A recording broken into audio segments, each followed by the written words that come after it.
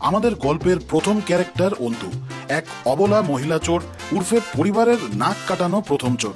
দ্বিতীয় ক্যারেক্টার অন্তুর বাবা, একজন লেজেন্ডারি থিফ, একদম গডফাদার টাইপ। তোমরা এত নাম করলে, তোমাদের বুদ্ধিটা একটু আমার মেয়েটার মাথাতেও দাও, আমাদের বংশের নামটা একটু উজ্জ্বল করুক।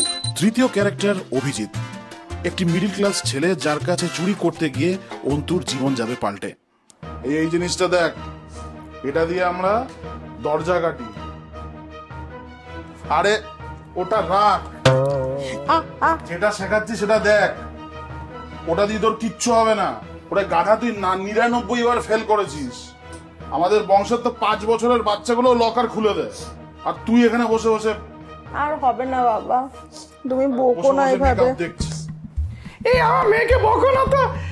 ঠাকুর কিছু রক্ষা করো, ঠাকুরকে আশীর্বাদ দাও আমার মেয়েকে যেন চুরি করতে পারে। ঠাকুর, আমি তোমার মন্দির থেকে 4টে লোকের জুতো চুরি করে নিয়ে যাবো। ঠাকুর, তুমি একটু আশীর্বাদ দাও। বাবা আমাকে একটা সুযোগ দাও বাবা, লাস্ট একটা সুযোগ দাও। লাস্ট টাইম করেই ফেলেছিলাম আমি।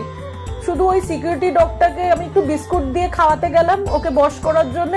ওর ওই মায়া মায়া চোখ আর ওই লেজ দোলানি দেখে আমি বশ হয়ে গেলাম, আর পারলাম না বাবা। এবার আমি ঠিক পারবো, আর একটা সুযোগ দাও বাবা। সব দোষ তোমার, বুঝেছো? দুজন মিলে সারাদিন বাড়িতে বসে শুধু এই কমেডি ছবি দেখবে আর গোপাল ভাট দেখবে। এতবার বলেছি একটু ক্রাইম পেট্রোল দেখো, ক্রাইম পেট্রোল, তা না সারাদিন বসে কমেডি ছবি দেখবে। কি যে হবে আমার, একটা নাম করা ছোটের বাড়িতে মেয়েটার বিয়ে দিতে পারবো না। বাবা এবার আমাকে শেষ সুযোগ দাও, লাস্ট চান্স। এবার আমি পারবোই পারবো। একটা অনেক বড় প্ল্যান করেছি বাবা, এবার আমি পারবোই।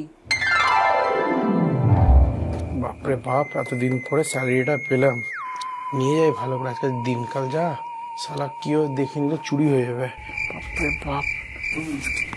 ও আজ স্যালারি পেয়েছে, এই সুযোগটা পুজো মারতে হবে।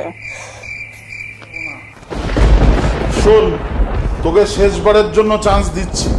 এইবার যদি তুই ফেল করিস, সব চোরের রেকর্ড থেকে তোর নাম তুলে দেবো আমি।